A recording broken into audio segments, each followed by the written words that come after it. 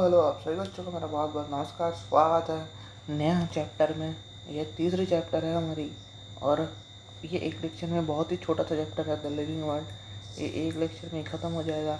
उम्मीद करता है इससे पहले जो मैंने 2 चैप्टर पढ़ाया होगा वो आप लोगों ने देख ली होगी। और आइए शुरू करता है। ये NCERT का 11 क्लास 11 का पहला चैप्टर है द लिविंग वर्ल्ड, है ना। और आज का दिनांक है 16 अक्टूबर 2025 को। आज सुबह सुबह 10 बजे आपको वीडियो मिल जाएगी। आइए शुरू करते हैं। ज़्यादा टाइम नहीं लूँगा। उसमें सेल साइकिल से डिवीज़न पे 1 घंटे के ऊपर हो गई थी। इसमें 1 घंटे के ऊपर नहीं लेक्चर रखूँगा। पूरी कोशिश करूँगा 40 मिनट में ख़त्म कर दिया जाए। पूरी कोशिश है ताकि आपको क्विक रिवीजन मिल जाए और आप 2x पे भी देख सकते हैं, ताकि 20 मिनट में पूरा रिवीजन हो जाए। How wonderful is the living world. बहुत खूबसूरत है ये पृथ्वी, है ना। The world wide range of the living type is amazing. बहुत सारा टाइप है, मतलब कीड़े हैं, कीड़े मकोड़े बहुत सारा टाइप के हैं। The extraordinary habits in which we find the living organism.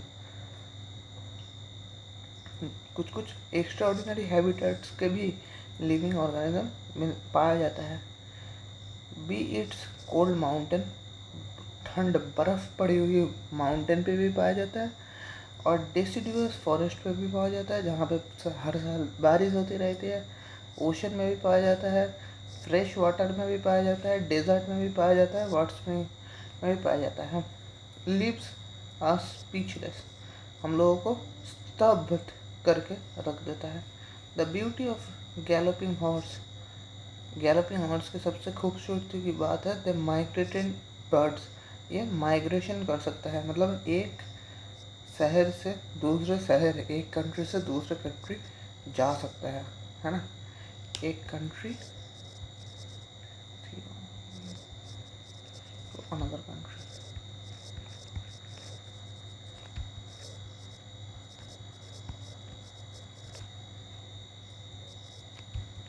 Migration का मतलब माइग्रेटिंग बर्ड्स पॉइंट ए से पॉइंट बी जा सकता है। The valleys of the flower or the attracting shark evokes wow and a deep sense of wonder।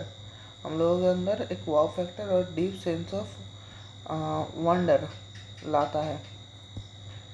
The ecology conflicts and cooperate among the members of the population and among the populations of the community, or even in the molecular trafficking inside the cell, and make us deeply reflect on what indeed life is।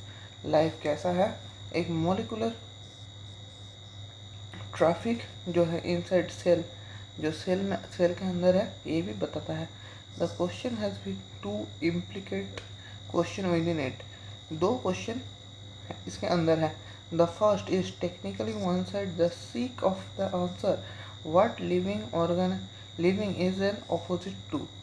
Living opposite के किसके हैं, non living के। And second physiologically one, मतलब physiology का मतलब जो हम लोग देख सकते हैं, अपीयरेंस, ठीक है ना। It seek answer to that purpose of life. Life का पर्पस क्या है। As scientist we shall not attempt answering this second question. Second question का आंसर करने की अटेम्प्ट हम लोग नहीं करेंगे। हम लोग क्या करेंगे, रिफ्लेक्ट करेंगे लिविंग क्या है, ठीक है ना। अब चालू होता है chapter. Diversity in the living world. If you look around, you will see large varieties of living organisms। Living organism का बहुत सारा वेराइटीज आप देख पाओगे। बी इट क्लोटेड प्लांट, मतलब जो प्लांट हम लोग पॉट में बिठाते हैं। इंसेक्ट्स, बर्ड्स, योर पेट्स, हम लोग के पेट्स जो होता है, और अदर एनिमल एंड प्लांट्स, बहुत सारे एनिमल और प्लांट्स भी। They are also several organisms that they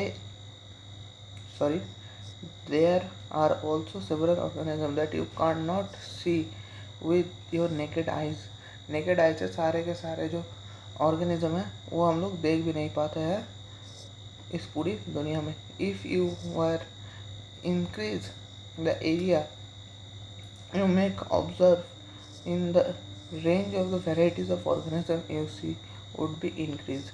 मतलब हम लोग जितने भी एरिया ऑब्जर्व करते हैं आसपास के उसका एरिया अगर बढ़ा दे तो नंबर ऑफ ऑर्गेनिज्म भी बढ़ जाएगा. तो एरिया का डायरेक्टली प्रोपोर्शनल है organism. Obviously, if you were visit dense forest, you would probably see much greater number of and kind of living organism. अगर हम लोग एक फॉरेस्ट में चला गया तो फॉरेस्ट में भी बहुत सारे डिफरेंट और बड़े ऑर्गेनिज्म पाया जाता है ना. Each different kind of plants, animals and organism you see is a representation of a species. एक species को ये represent करता है. The number of species that known and described in the range is 1.87 million to 1.8 million. ये हम लोगों ने अब तक डिस्कवर कर ली है. ये इम्पोर्टेंट है. 1.8 मिलियन. ठीक है भाई. This refer the biodiversity or the number and the type of organism present on earth. इतने ऑर्गेनिज्म लगभग प्रेजेंट है अभी तक हम लोगों ने डिस्कवर किया है. कितने सारे बहुत सारे अनडिस्कवर हैं. We should remember here that we are exploring new areas. हम लोग न्यू एरियाज को भी एक्सप्लोर कर रहे हैं. Even word ones new organisms are continuously being identified. तो हम लोगों में कुछ एनिमल जो है वो अभी भी आइडेंटिफाई होता रहता है ना. एज स्टार्टेड अर्लियर जो पीछे देखा है the millions of the plants and animals in this world. इस पृथ्वी में जो मिलियंस एनिमल्स और प्लांट्स है we all know the plants and animals in our own area by their location local name. हम लोग लोकल नेम से plant और एनिमल को जानते हैं. मतलब हम आप अगर आपके घर के पास जाके आपका गुड नेम बताऊँ तो बहुत सारे लोग नहीं पहचान पाएंगे. अगर आप मेरे घर के आके गुड नेम बताओगे कि सोहम से मिलना है तो बहुत सारे नहीं पहचान पाएंगे है ना. This local name would vary place to place में ये लोकल नेम वेरी होता है. आप इंडिया में अगर एक आम के पेड़ को मैंगो के पेड़ को मैंगो ट्री कह रहे हो ये ज़रूरी नहीं है जो लोकल नेम है वो यूएस में भी सेम है ना. यूएस में डिफरेंट हो सकता है. Even with in a country के अंदर भी दो पेड़ के नेम अलग हो सकता है. Probably you recognize the confusion would be created if did not have find a way to means talk to each other. एक स्पेसिफिक वे अगर स्पेसिफिक लैंग्वेज ना बनाया जाए तो हम लोगों को प्रॉब्लम हो सकता है ना. To refer the organism we are talked about. Organism जो रेफरेंस है उसके लिए हम लोग बातचीत करेंगे. Hence, there is need a need to standardize the naming of the living organism. Such a particular organism is known by the same name all over the world. सारे के सारे ऑर्गेनिज्म को एक नेम दिया जाएगा जो कि वर्ल्ड वाइड रिकॉग्निशन होगा और उस प्रोसेस को कहते हैं नोमेनक्लेचर. आई होप आप लोगों ने तक तो आपके ऑर्गेनिक केमिस्ट्री चालू भी हुई होगी. उसमें आप आयुपेसीय नोमेनक्लेचर पढ़ेंगे. उसके पहले चैप्टर है आयुपेसीय nomenclature. Obviously, nomenclature or naming is only possible when the organism is described correctly. Organism को सही तरीके से डिस्क्राइब करना है तभी नोमेनक्लेचर पॉसिबल है. We know that the organism the name is attached to. मतलब हम लोग क्या कहते हैं ऑर्गेनिज्म की जो आइडेंटिटी है वो उसके नेम के साथ अटैच्ड है. This is the identification. वो नाम ही उसका आइडेंटिटी बन जाता है ना. आज मेरा नाम सोहम है तो मेरा आइडेंटिटी भी सोहम ही है ना.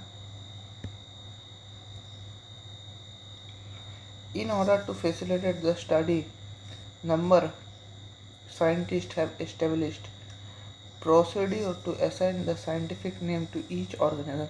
साइंटिस्ट ने क्या किया, एक प्रोसीड्योर बनाया जिसमें आप हर एक ऑर्गेनिज्म की नामकरण कर सकते हैं. This acceptable to the biologist all over the world. ये ऑल ओवर द वर्ल्ड के बायोलॉजिस्ट ने एक्सेप्ट किया. For plant scientific names are based on the aggregate principle and the criterias. Agreed principle and the criterias. Plant के लिए जो principal और criteria है वो बताया गया है नीचे. Which are provided in international code of botanical nomenclature ICBN. हाँ, इसका फुल फॉर्म पूछा जाता है. ICBN और ICZF. इसका B for botany,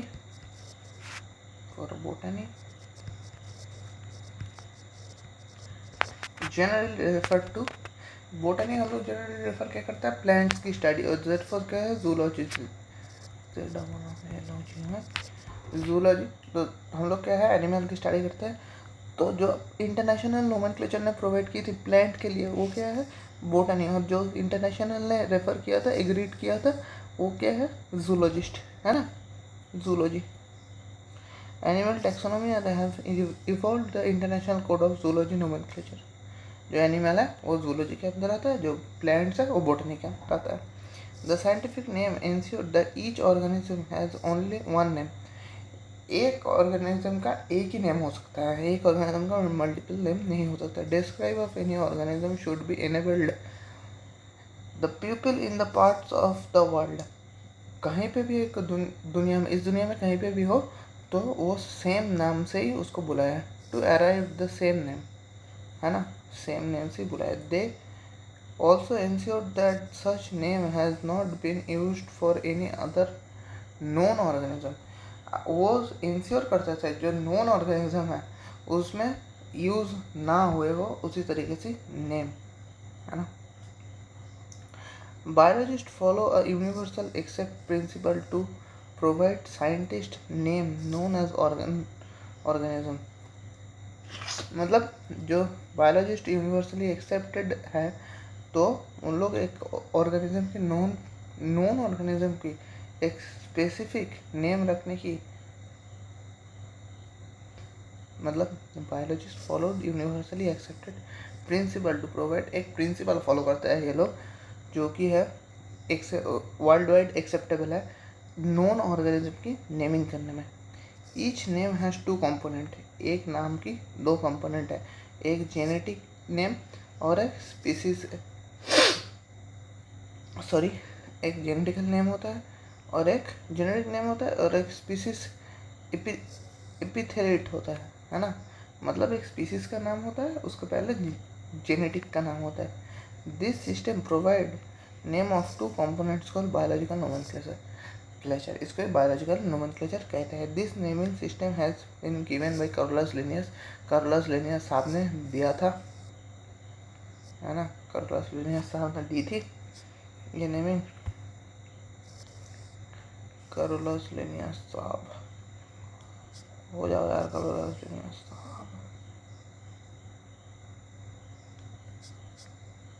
Carlos Linnaeus साहब.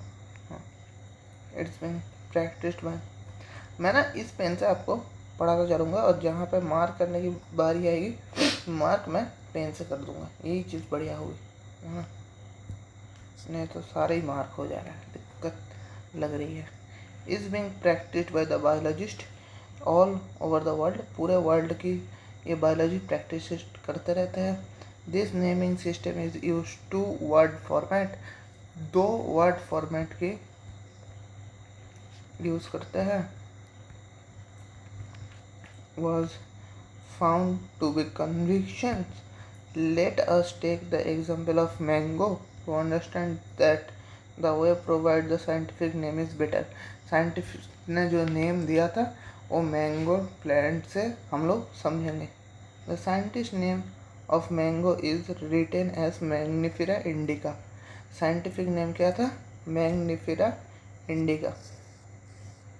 इम्पोर्टेंट है मैंगो की.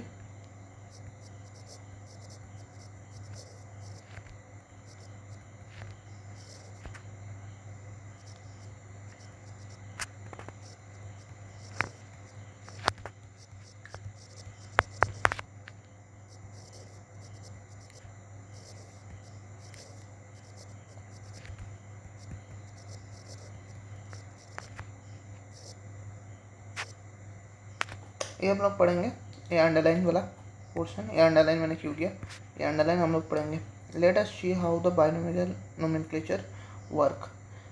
In this magnificent represent the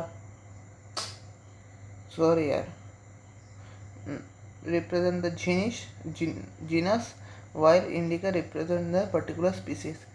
मतलब क्या कह रहा है, मैग्निफेरा क्या रिप्रेजेंट कर रहा है, Mangifera represent genus while indica is particular species, ये रिप्रेजेंट करते हैं.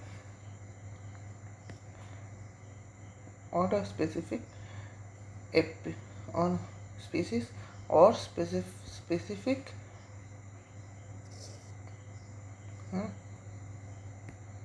other universe rule nomenclature as followed.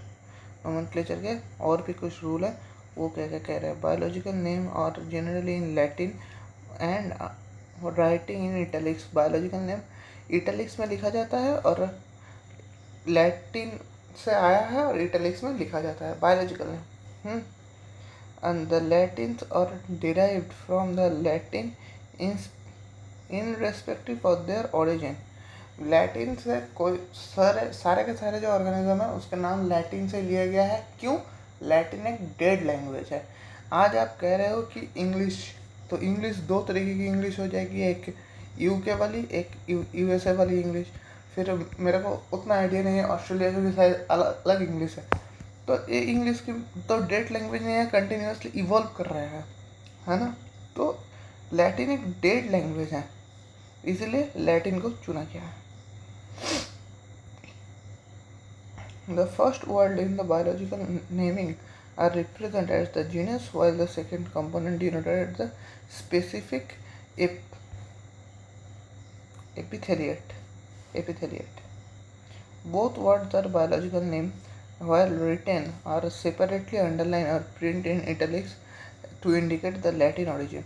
ये देखो मैंने सेपरेटली अंडरलाइन किया, मैंने ये बीच में जोड़ नहीं दिया, दोनों अलग अलग अंडरलाइन किया है ना. सेपरेटली अंडरलाइन करता है और जब लिखते हैं तो ऐसे लिखते हैं, जब टाइप करना होता है तब इटैलिक्स में टाइप करते हैं. मैग्निफेरा इंडिका जब इटैलिक्स में लिखेंगे तब अंडरलाइन नहीं करेंगे, अंडरलाइन नहीं करेंगे. जब लिखते हैं पेन पेपर में तभी अंडरलाइन करेंगे.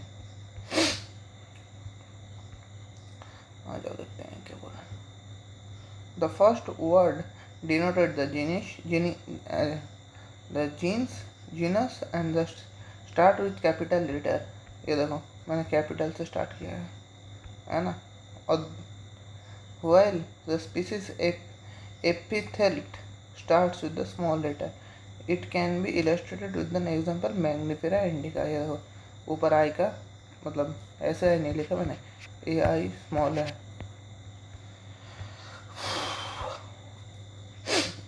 Name of the author appears after the specific epithet that is the end of the biological naming written in the abbreviation form. Example Mangifera indica. Linn मतलब कैरुलस लीनियस ने दिया था इसको, कैरुलस Linnaeus को बताने के लिए लिन ऐड किया जाता था जो ऑथर के अपीयरेंस है. मैग्निफेरा इंडिका लिन, ये लिन नया है आपके लिए, लिन नया है आपके लिए. The indicate the species was first discovered by Linnaeus. Linnaeus ने ये पहली बार डिस्कवर किया था. Linnaeus ने पहली बार डिस्कवर किया था. Since it is nearly impossible to study all the living organism, सबके सब living organism पढ़ना मामूली बात नहीं है, impossible बात है. It necessary to diverse some means to make this possible. तो डाइवर्स किया गया है तो हम लोगों को पढ़ पाएगा कोई बंदा, है ना. This process is called classification. इस प्रोसेस को हम लोग क्या कहते हैं, classification. Classification is the process by which anything is grouped into converting categories based on the some easily observable character. कुछ easily observable character के थ्रू हम लोग इसको डिवाइड या कन्वर्ट करता है, कैटेगराइज करता है। For example, we easily recognise the group of the plants और एनिमल्स और डॉग, कैट एंड इंसेक्ट। तो हम लोग कुछ प्लांट, तो हम लोग प्लांट तो ये पता चल जाता है कि ये प्लांट है। प्लांट को आप लोग गाय थोड़ी कहते हो, नहीं भैया आप काऊ है। प्लांट को थोड़ी कहते हो, प्लांट तो प्लांट कहते हो। डॉग, कैट्स, इंसेक्ट और ह्यूमन, इसको तो पता ही चल जाता है। The moment we used of this term we associated certain criteria character which is organism in the group। एक organism के ग्रुप में जो कैरेक्टर है वही दिखाया जाता है। What image do you see when you think of dog? एक डॉग सोचने के लिए क्या थिंक करता है? Obviously each one of us will see dog not cat। वही बात है ना, मैंने अभी बताया कि पेड़ को देख के पेड़ ही कहोगे, गाय नहीं कहोगे। How now if we think about of ancestors, we all know what we are talking about. हम लोग पता है हम लोग क्या बात कर रहे हैं। Similarly suppose we are saying mammals, you would of course think about the animal with external ears and body hair. ये वही एक ही एग्जाम्पल दिया जा रहा है घुमा फिरा कर। Likewise enough plant, wheat plant or not rice plant or other plant, hence all these dog, cats, mammals, wheat, rice plant, animals etc are convergent category. We used to study this organism. The scientific term of this categories is taxa। इसको taxa कहते हैं जो scientific name है। Here you must recognize the taxa can be indicate category। Category को indicate करता है very different level पे। और plant also form taxa, taxa से प्लांट बनता है। Wheat also taxa. Similarly animal and mammals, dogs और टैक्सा में, सारे के सारे टैक्सा में आता है। But know that dog is mammal and mammals are in animals. मतलब मैमल्स होने के बावजूद डॉग जो है वो टैक्सा में आता है। कैटेगरी, पहली कैटेगरी है taxa.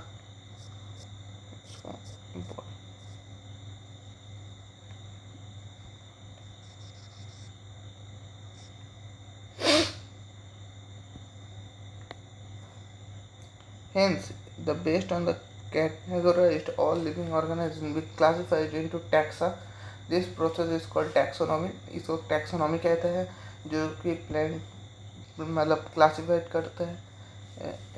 Classify this process is called taxonomy। External and internal structure along with the structure of the cell, cell के स्ट्रक्चर के through it develop the process of ecology, information, organisation essential to basic on modern taxonomy studies.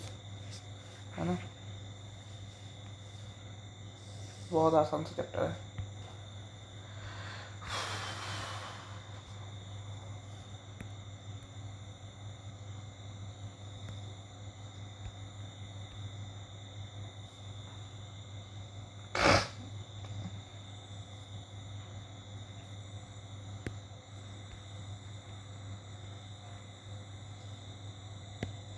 देखो आज यहाँ तक ही बढ़ेंगे, है ना, क्योंकि तबीयत खराब है, तबीयत कुछ साथ दे नहीं रहा है। ठीक है, और मौसम भी कुछ ऐसा है। 3 लेक्चर में ख़त्म कर दूँगा।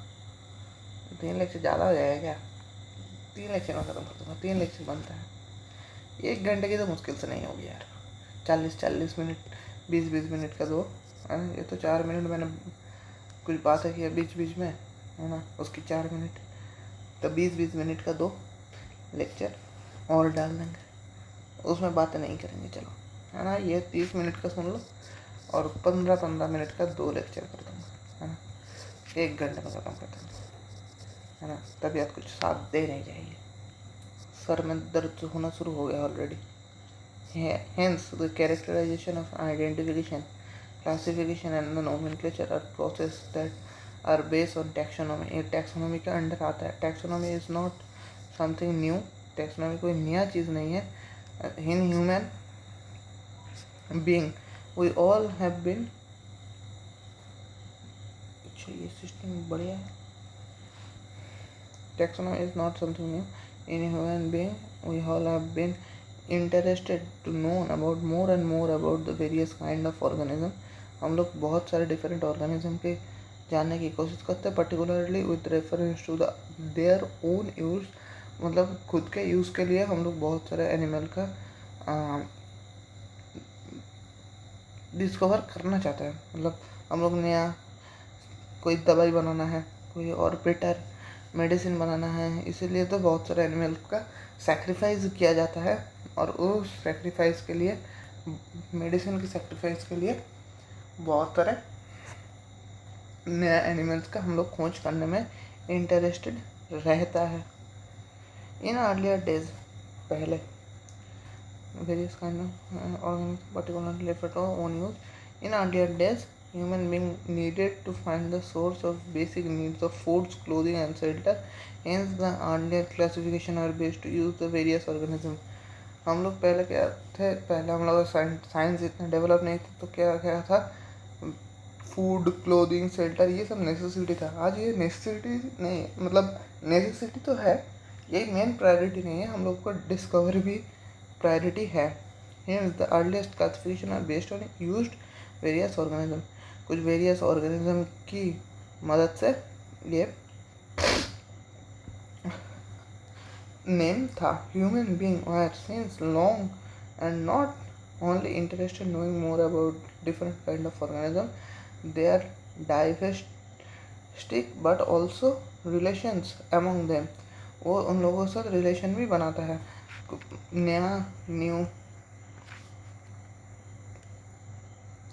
स्पीसीज क्या होगा, न्यू सॉरी यार, new species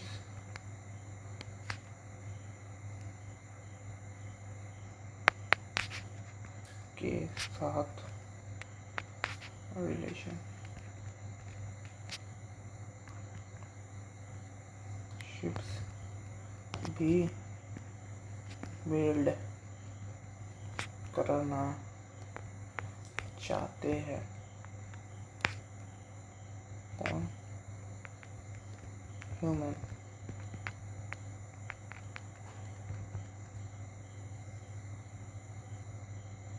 This branch study but also the relation. This branch studies were referred to as systematic study. A systematic study कहला जाता है। The word of symmetry is divided into two Latin word called systema.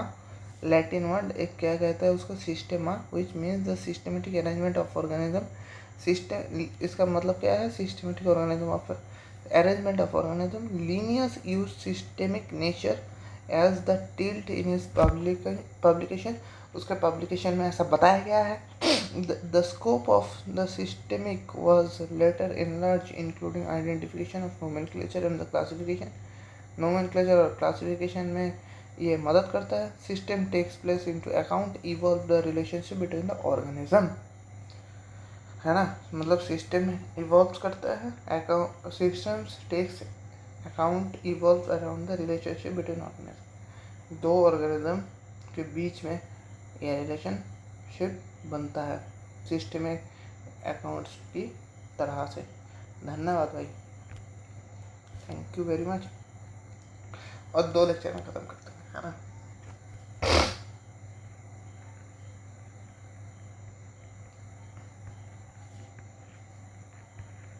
Very much.